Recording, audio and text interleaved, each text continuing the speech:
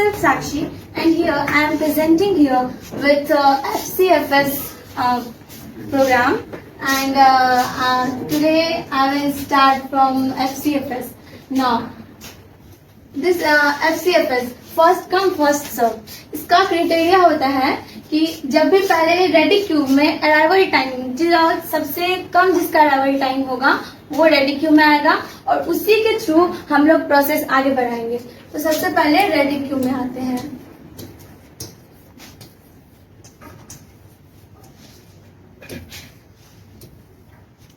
तो हम लोग यहाँ देख सकते हैं P1 प्रोसेस जो है हमारा, जिसका कि अराइवल टाइम 0 है, तो यहाँ पे 0 से स्टार्ट हो जाएगा।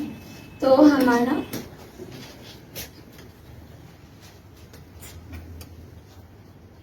अब देखिए यहाँ पे हम लोग देख सकते हैं कि P1 का अराइवल टाइम 0 है, उसके बाद ही किसी का अराइवल टाइम है। तो सबसे पहले हमारा रेडी क्यू में P1 आ जाएगा, तो हमारा P1 आ गया।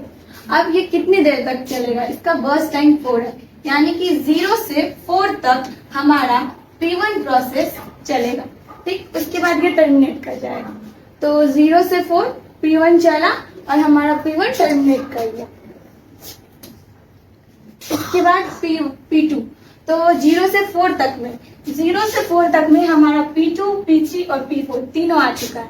तो हम P2, P3 एंड P4 ये तीनों आ चुका है, तो हम तीनों को ले लेंगे।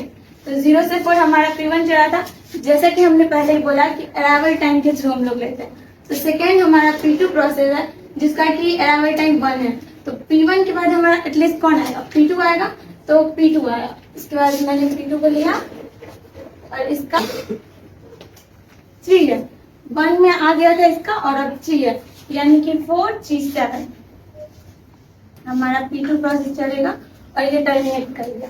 उसके बाद हमारा P3 आता है, जो कि जिसका अराइवल टाइम 2 है और 2 में वो आ चुका है, पहले ही आ चुका है। तो हम लोग फिर 7 से 9 तक हमारा P3 चलेगा एंड देन लास्ट ये टर्मिनेट कर दिया। उसके बाद हमारा बचता है P4, जो कि पहले ही रेडी क्यू में आ चुका है। फिर हम P4 प्रोसेस लेंगे और इसका कि बस टाइम ये कहाँ तक चलेगा, 5 तक चलेगा। तो हमारा P4 प्रोसेस भी टर्मिनेट कर देगा। अब हम आते हैं इसका सीटी। तो P1 प्रोसेस जिसका अराइवल टाइम 0 था, जो कि सबसे पहले आया, तो उसका सीटी वो कहाँ तक चला है, तो उसका 4 तक चला है। तो ये हमारा सीटी इसका 4 हो गया। देन P2 प्रोसेस जिसका कि अराइवल टाइम 1 था, सॉरी, और वो हमारा कहाँ तक चला, 7 तक चला, तो इसका CT 7 हो जाएगा। देन P3 प्रोसेस जो कि हम लोग देख सकते हैं कि 9 तक चल रहा है, तो फिर हमारा ये 9 हो जाएगा। Then P4 process last 40। Thank you.